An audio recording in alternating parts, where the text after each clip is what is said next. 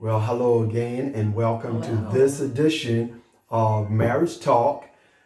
And I'm Jacob, And I'm LaShawn. and welcome again, family and friends. And so last week we started this great conversation on quality time together, Yes. on how quality time together makes the marriage work. Yes. It's impossible for anyone to have a healthy, growing marriage Yes. and they don't ever spend time together. Yes. And so we started this conversation on last week with part one.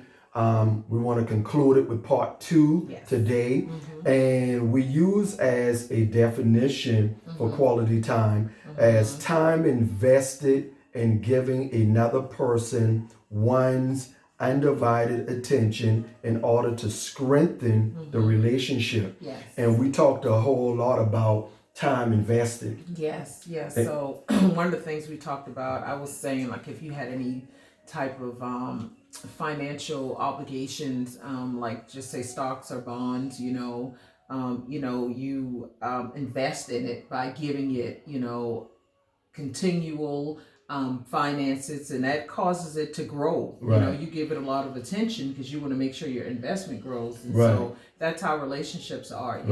I mean, you can spend regular time, but we're talking about that quality time where you just pull away from everything that you do on a regular basis and just spend that unique time with each other, just really talking about one another and spending that time with one another. So that's what we're talking about when we say quality time. And also with investment, you never invest in anything without expecting a return. Absolutely. So you invest intentionally. Absolutely. And you are looking, for the return. Yes. And so as we practice these principles in our marriage, we are looking for the return. Absolutely. And I was just observing, and I thought about that word of observation and observing, and I was looking at like a lot of the plants that's around here in the house. And I remember when you brought it in and they were real little and everything, but you invested time in it. And as we observe and as I observe, it's growing,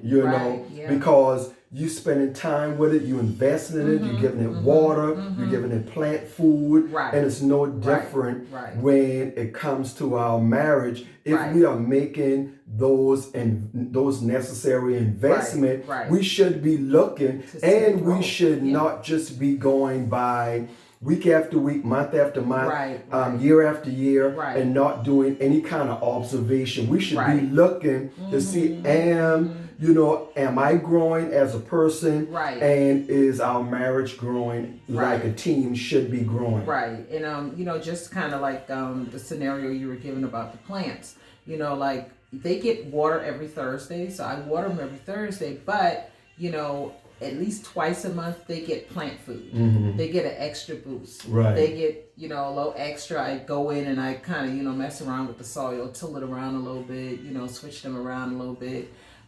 Because they need that extra, and actually it gives it an extra boost. It causes it to grow kind of like a bumper crop situation. So, they get water on a regular basis. Like we see each other, we spend time, because we live in a house together, we sleep together.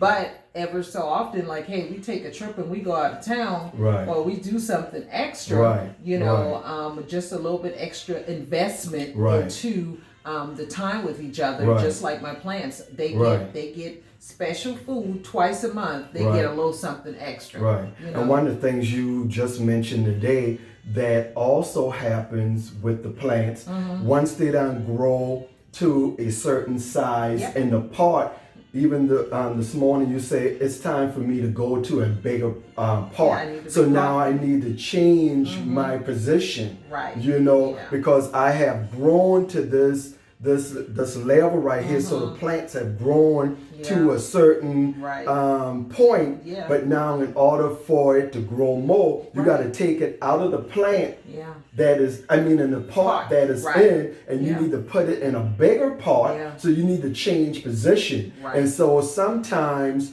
in our marriage, we can get redundant on doing something over and over, and it's not that is a bad thing, but sometimes we gotta step it up a notch, right? You know, and challenge ourselves, right? You know, in order for us extra. to grow, yeah. right? And all of that is a part of that quality time together. Absolutely. So today we got some, you know, some practical tips on, you know, some things we have done over 20 plus years, almost 30 years, that we want to share with our families and friends out there. Some of these things may be things you may be interested in, and you may not. But the most important, and you may already be doing it. Yeah. The most important thing is to be creative. You know. So you want to go ahead and start with the first one? Right. So a couple of ideas. Making time for your spouse. Don't make it complicated. Right. So you know, a lot of times people try to piece out. Let me try to. Don't make it complicated. So the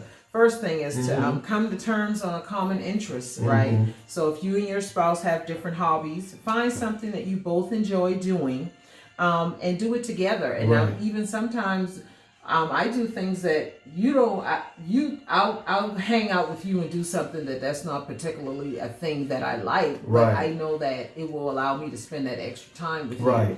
You know, and then there's a lot of times it's things that we do like. Absolutely. So that's where that common interest. We both like it. Oh, absolutely. You know, we both like going to the arcade, especially when we go to certain places. Now you like Pac-Man, I like Gallagher, but we enjoy going there, and when we do go there, we like the iced hockey table.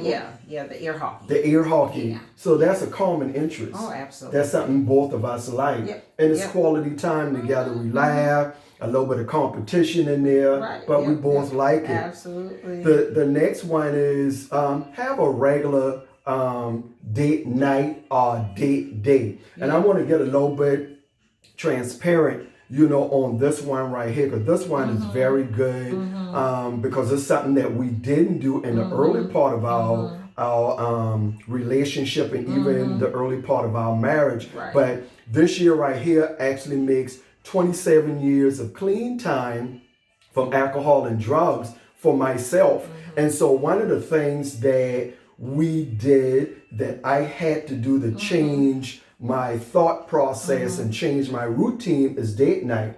And I remember in the earlier part, we would just go in the mall, and we would have like either lunch or we would have dinner in the mall, and then afterward we would just sort of like window shop, and we would go inside like those shoe stores, and as men, we don't so much go, you know, in the shoe store and we want to try on this shoe. Hey, we know what kind of shoe we want. I need the color black, size 12. This store got it for $100. I'm going to go in there, get my shoe, and I'm going. But ladies like to go inside it. And so I had to adjust to that, you know, because I was spending time with you, and we were now, not only was that a date night, that was quality time, but we were becoming friends, and I was getting to know you in a more intimate way on those things that, you know,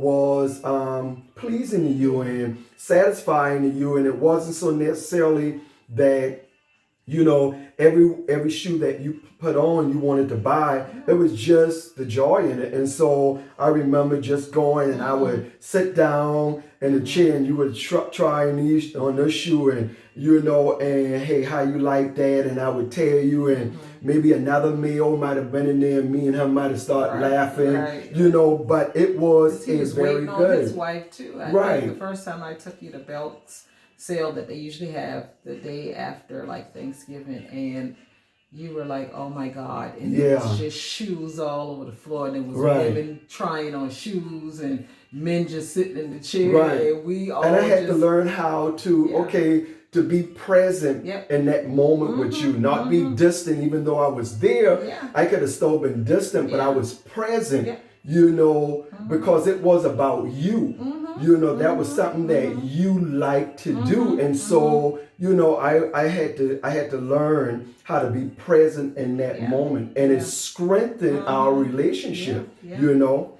You want to do the third one? Sure. Try new adventures together. So that's also a really good one. So we only live this life once. So try doing something different to force yourself out of the rut of normal day-to-day living. Life is a journey, actually a collection of experiences. That's right. That's right. So, try a new adventure together. Right. You like go-karts, and so I'm not particularly big on that because I have a regular car. I'm okay, but you like the Need for Speed. That's fine.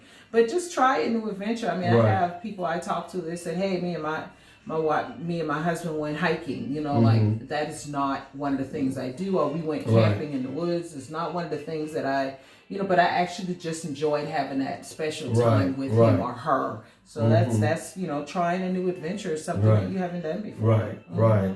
Go on an overnight getaway without the kids. Yes. And we shared on another one of the teaching how, in the earlier part of our marriage when Sheldon and Amber were small, we always went on 2 vacations. Yep. One we would go on with our children, and then the second one was always about me and you. Yeah. The possibilities are endless, especially when we were still living in South Carolina in Charleston. We would go to Myrtle Beach all the time. That was like a spirit of the moment trip because Myrtle Beach is only like an hour and a half from Charleston, so it didn't take a whole lot of planning. It wasn't a whole lot of money being spent, and we knew how to do those things without it being a big cost coming out of our pocket. And one thing I can recommend too, they have bed and breakfast, in your local areas.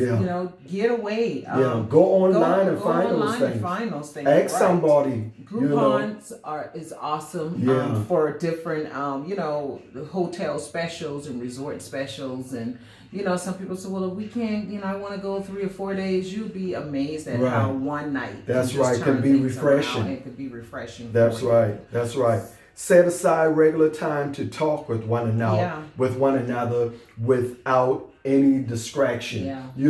And when you are in a regular, routine of always conversating with each other, setting aside time could be, when we come from work on the weekend, but we always making sure that we are conversating. Right. And that is still good, healthy, quality time. Right. And it also helps you to share heart to heart and face to face. Right. Really just having that time with each other. And just talk about the things that you might not normally get to talk about. And that's real good because what you just said just now about face to face and heart to heart, because that's what intimacy is. Intimacy is not we just having sex. Right.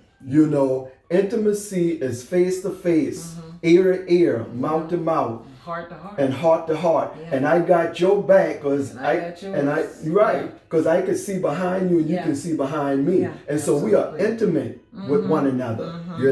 The next one is tune up your marriage at a marriage getaway, and so we kind of talked about that. And then just last week we went to a marriage encounter. 2 weeks ago.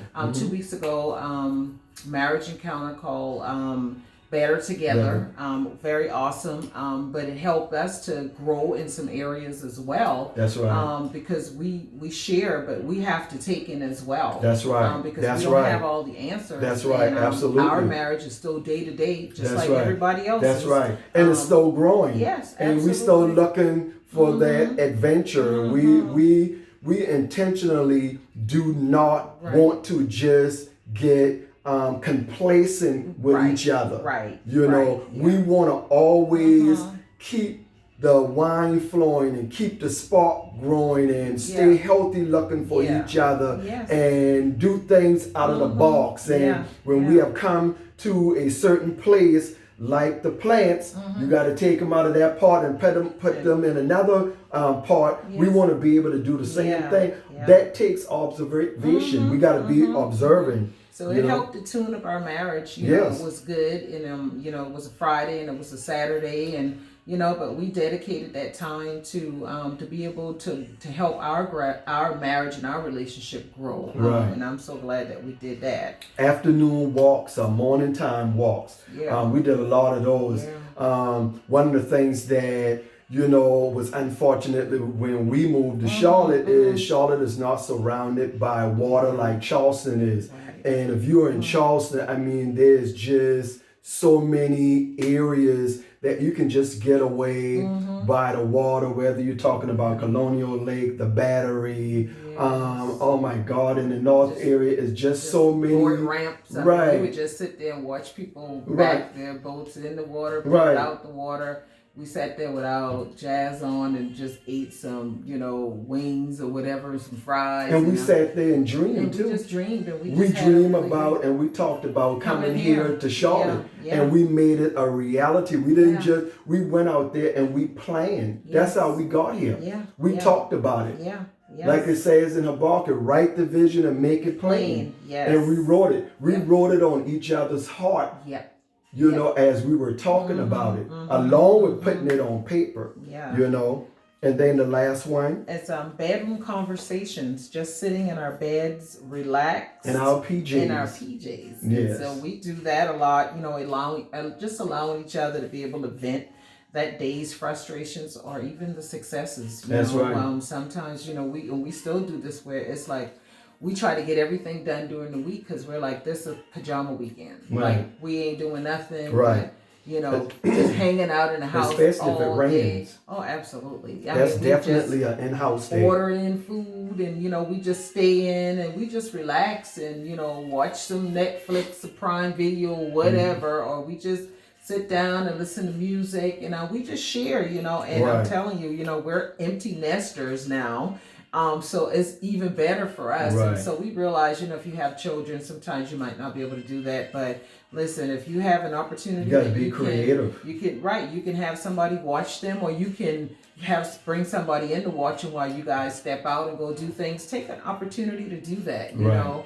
It's very important. It's important, and it helps to keep the marriage fresh. It helps the relationship to be healthy, and help the relationship to continue to grow. Right. So you just have to be creative. Right. You got to be creative. So we know we said a whole lot. Listen to these videos over and over and over again. Faith comes by hearing, not by having heard. Yes. And so on next week, we got a very good topic, and we're going to be talking about financial harmony, how financial harmony makes the marriage work. Now notice I did not say financial budgeting because budgeting and harmony is two different things. We can budget independently and separately, but we can't operate in harmony separately. Right. Harmony is a principle that you operate as a team. Together. The football team moved to the right in harmony. Yes. The high school band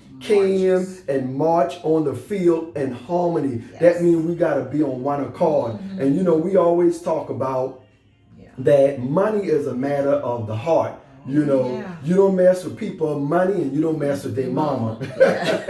And so when you're talking about money, a lot of times people may tighten up, but it's going to be good, because unless we operating in harmony, we still operating as a single couple and not like a married couple. Right. And so stay tuned for next week. Yes.